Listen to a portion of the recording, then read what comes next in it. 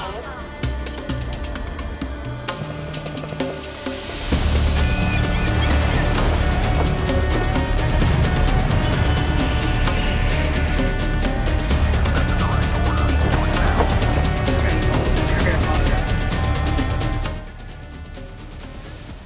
alaykum qadrli tomoshabinlar, Xalqaro press klubning doimiy muxlislari. Hozir hayoti asrlar davomida cho'ldagi o'sha oddiy insonlar va dengiz sohilidagi baliqchilar faoliyatiga bog'liq bo'lgan Qatardamiz. Xalq asrlar mobaynida marvarid terish, baliq ovlash va qo'l hunarmandchiligi bilan tirikchilik qilgan. Qatar o'zi tarixan tabiiy marvarid savdosini eng muhim markazlaridan biri bo'lib, minglab qatarliklar hayotlarini dengizda o'tkazib, xalqaro bozorlarga yuksak sifatli marvaridlar yetkazib berishgan. Qatarliklar cho'lda yashab, kamtarin ammo ma'naviy boy hayot kechirishgan. Ular o'z urf-odatlarini she'riyat, musiqa va mehmondo'stlik an'analarini avloddan avlodga meros qilib qoldirishgan. Ana shu qadimiy hayot tarzi hozirgi Qatarning madaniy o'zligini belgilab bergan muhim asoslardan biri hisoblanadi. Bugungi Xalqaro press klubning maxsus konsul bilan bir kun loyihasini taqdim etamiz. Bu loyihaning ilk soni xalqaro munosabatlarda muhim o'rin tutayotgan tarix va zamonaviy taraqqiyot uyg'unlashgan Qatar davlatiga bag'ishlanadi. Qatar va O'zbekiston o'rtasidagi munosabatlar so'nggi yillarda aynan ana shunday muhim poydevor ustida mustahkamlanmoqda. Ikki mamlakat o'rtasidagi siyosiy, iqtisodiy, ta'lim va madaniy hamkorliklar yangi bosqichga ko'tarilmoqda. Bugun ikki davlat o'rtasidagi munosabatlar umumiy tarixiy va ma'naviy qadriyatlar, yoshlar siyosati, investitsion imkoniyatlar va ta'lim sohasidagi istiqbollar haqida batafsil ma'lumot olamiz. Biz hozir Qatar davlatidagi O'zbekiston elchixonasidamiz. Hozir elchixona faoliyati hamda konsullik faoliyati bilan tanishamiz. Qani marhamat, ketdik.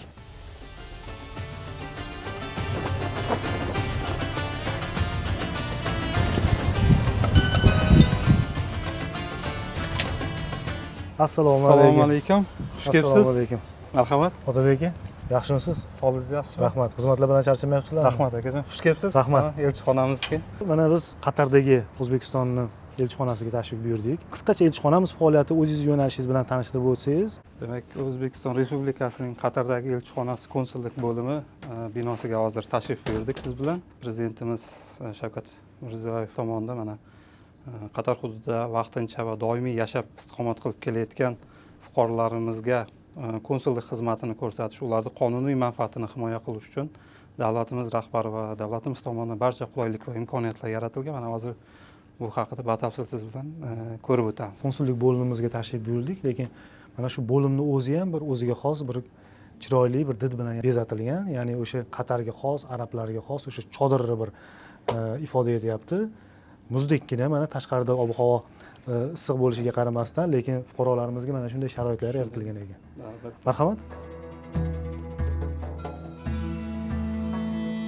Fuqarolarimiz tashrif buyurganda ularda qulaylik yaratish maqsadida mana shunday shinam joylarni tashkil qilganmiz. O'zingiz ko'rdingiz, mana milliyligimizni yana bir bor eslatishdan maqsad O'zbekiston vatan sog'inchi tuyg'usi paydo bo'lgan fuqarolarimiz shu yerga kelganda o'z ona yurtiga tashrif buyurganday bo'lishi uchun shu nimalarni imkoniyatlarni yaratdik. Konsullik bo'limi ish faoliyatini mana shu shinamgina xonada amalga oshiramiz. Barcha fuqarolarimizni konsullik huquqiy yordam, konsullik xizmatlarini ko'rsatish mana shu xonada amalga oshiriladi. Hozirgi kunda Qatar hududida doimiy va vaqtincha yashab istiqomat qilib kelayotgan fuqarolarimiz, mehnat faoliyati bilan band bo'lgan, Qatar ta'lim bilim yurtlarida tahsil olayotgan yoshlarimiz hamda yashash maqsadida tashrif buyurgan fuqarolarimizni jami soni hozirgi kunda 1000 ga yaqin. Fuqarolarimizga notarial harakatlar xizmatlarini, boshqa konsullik huquqiy masalalar, maslahatlar beramiz. Qonuniy manfaatlarni himoya qilish,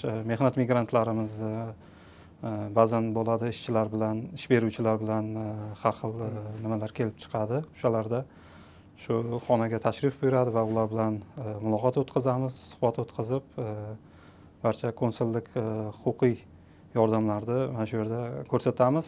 Demak, bu Qatar bilan O'zbekiston fuqarolarini o'zaro qatnovini vizasiz tartibda, rejimda qatnashga kelishildi va imzolandi. Hozirgi kunda demak, Qatar fuqarolari O'zbekistonga 30 kun muddatgacha vizasiz tashrif buyurib sayohat qilishlari mumkin. O'zbekistonning boy madaniy tarixi, madaniyati bilan tanishishi mumkin va shu bilan bir qatorda O'zbekiston fuqarolarini Qatar hududiga 30 kun vizasiz tashrif buyuradigan fuqarolarimizga qulayliklar yaratildi.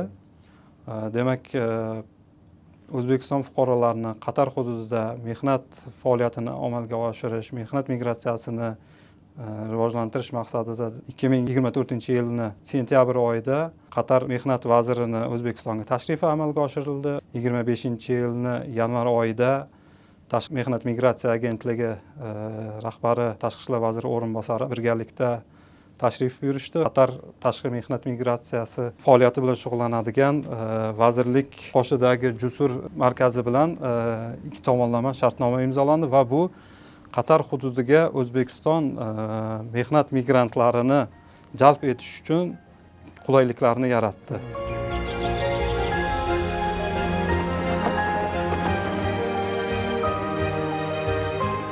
Mana bilamiz, Qatar hududida nufuzli universitetlarning filiallari bor. Nafaqat mehnat yo'nalishidagi fuqarolarimiz, balki ta'lim olishga tashrif buyurgan o'zbek vatandoshlari ham, yoshlari ham bordir. Shular haqida ham fikr bildirsangiz, ular bilan aloqalar qanday bo'lyapti? Ular bilan uchrashib turasizlarmi o'zi? Madaniy aloqalar o'rnatilganmi ular bilan? Qanday huquqiy yordamlar berasizlar ularga? Albatta. Demak, hozirgi kunda Qatar bilim yurtlarida tahsil olayotgan yoshlarimiz, talabalarimiz soni 50 ga yaqin bo'lib, ular demak menejment, iqtisodiyot, moliya, IT hamda biznes boshqaruvi kabi yo'nalishlarda tahsil olib kelmoqdalar.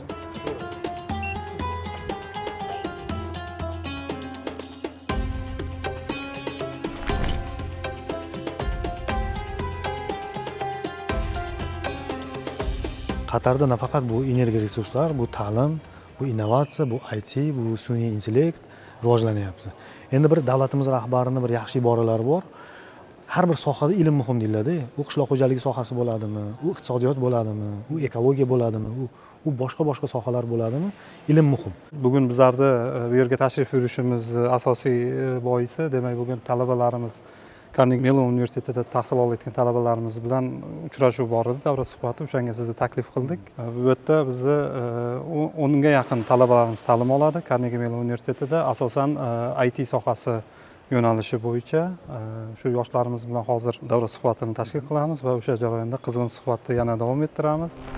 Yoshlar uchun bu taklif o'tgandek motivatsiya bo'ladi. Bu yildan boshlab biz hozirgi paytda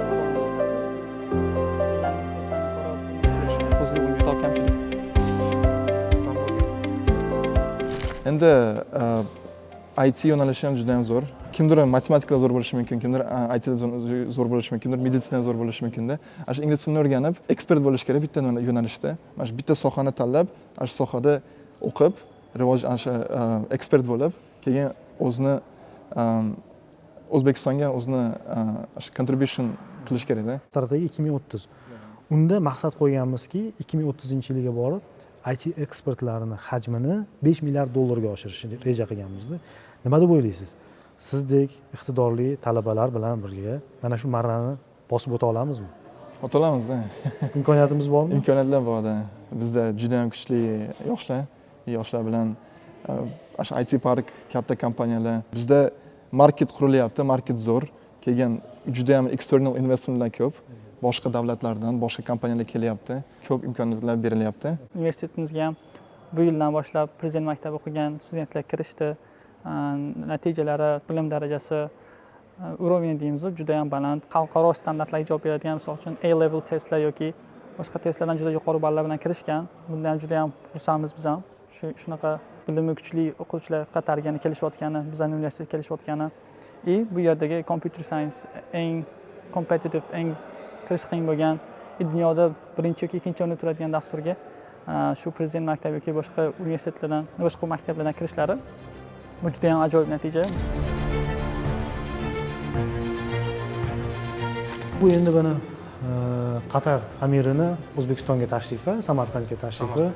Bu yerda o'sha Registon maydonida davlatimiz rahbari hurmatli prezidentimiz Shavkat Miromonovich Mirziyoyev bilan uchrashuvlari tasvirlangan.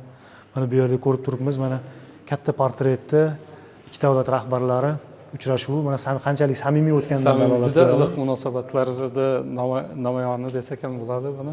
Bizlar bu burchakni tashkil qilganimizdan shu Qatar bilan olib borilayotgan hamkorligimizda bir burchagi desak ham bo'ladi. Bu yerda demak o'sha Qatar tashkilotlarini, davlat idoralarini biz bilan bo'lib o'tgan uchrashuvlardagi iliq taassurotlarini va xursandchiligi namoyoni sifatida mana shu belgilarni sizga taqdim qilgan. Bizlar mana shuni burchak yaratdik.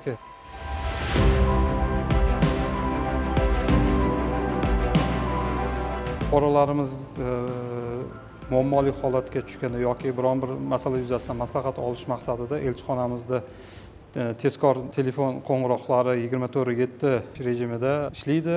Qolaversa elektron manzilimiz bor, Telegram guruhlarimiz bor. Vatandoshlar bilan birgalikda Arab davlatlari, arab mamlakatlari fuqarolarini baribir O'zbekiston qiziqtiradi. O'zbekiston jozibador. Nimaga? O'zbekistonda baribir ham modern bor, ham gastronomik turizm bor, ham diqqatga sazovor tarixiy obidalarimiz bor, ham bog'imiz bor, ham bular xohlagan o'sha cho'limiz bor. O'zbekistonni o'sha turizm salohiyatini namoyon qilishda sizlar tomoningizdan, diplomatlar tomonidan qanday ishlar qilinmoqda? Al Jazeera telekanalida demak O'zbekistonda boy turizm salohiyatiga oid video lavhalar hozirgi kunda namoyish qilish ishlari boshlab yuborildi. Qolaversa yaqinda Qatarning mashhur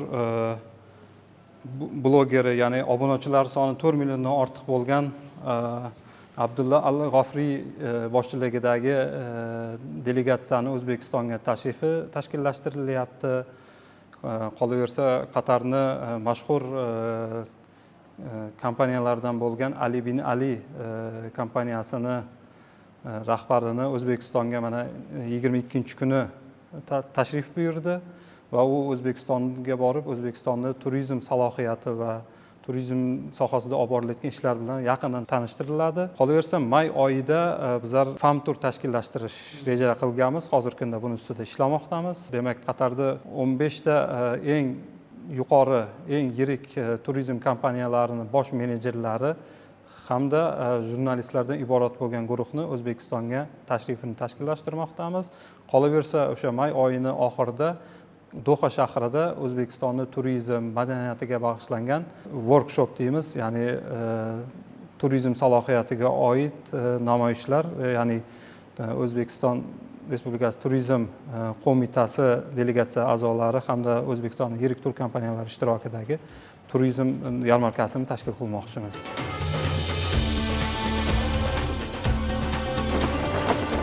Qatar mamlakatida faoliyat yuritayotgan vatandoshlarimiz orasida ham ziyoli qatlam ko'pchilikni tashkil etadi. Masalan, Asqar Ro'ziyev Qatar Energy neft va gaz kompaniyasining moliya bo'limida ish olib borayotgan bo'lsa, Sherzod Madrahimov Texas universiteti professori hisoblanadi. Biz ular bilan suhbat davomida Qatardagi faoliyatlari bilan birgalikda elchixona bilan munosabatlar, O'zbekistonning pragmatik tashqi siyosati va ta'lim sohalari haqidagi fikrlarini bilishga qiziqdik. Marhamat.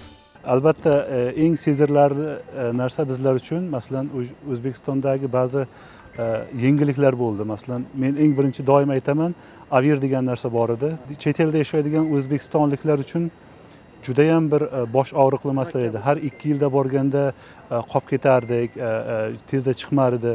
Mana shu narsaga barham berildi. Mana shu qo'shnichilik aloqalarini yaxshilash orqali O'zbekiston uchun Markaziy Osiyo bozori ochildi deb o'ylayman. Bu ham katta iqtisodiy imkoniyatlar beradi O'zbekistondagi bizneslar uchun. Mana shu elchixonaning ochilishi O'zbekistonni Qatarga, O'zbekistonda turizm salohiyatini, sarmoya salohiyatini, masalan, sarmoyadorlar jalb qilish mumkin Qatardan.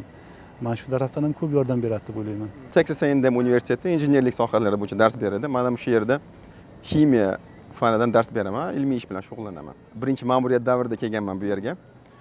U vaqtda siyosat juda ham boshqacha edi.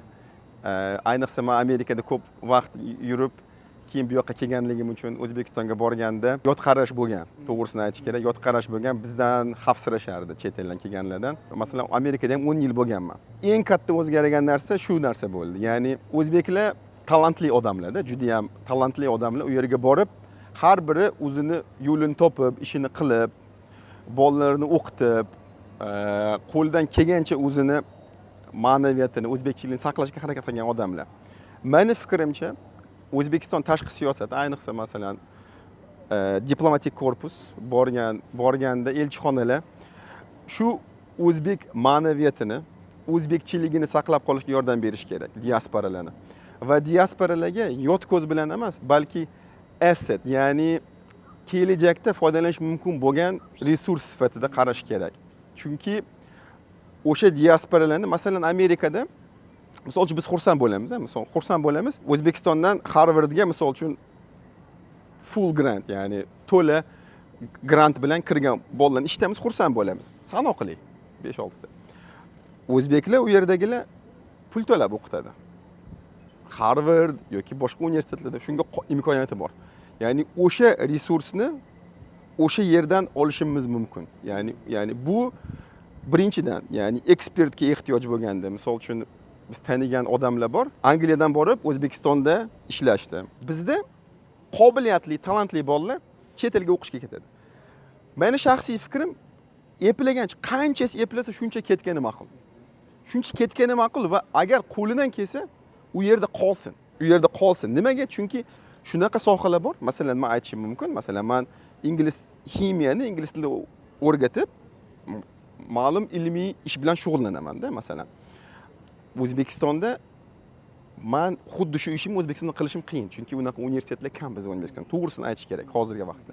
Lekin bu degani kelajakda unaqa universitetlar bo'lmaydi degani emas. Xuddi shu yo'l bo'yicha qaytgan odamlarni bilaman, qaytgan professorlarni bilaman.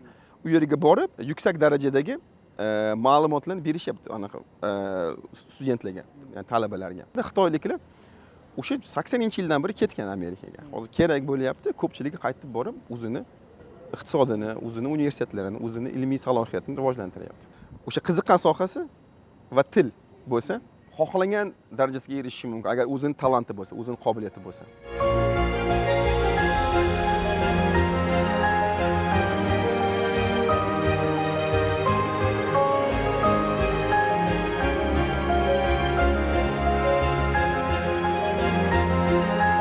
Hurmatli teletomoshabinlar, bugungi suhbatimiz davomida biz Qatar davlati misolida milliy boyliklardan oqilona foydalanish, bilim va innovatsiyaga tayanish, yoshlar salohiyatini qo'llab-quvvatlash hamda global diplomatiyada faol ishtirok etishning amaliy ifodasini ko'rdik.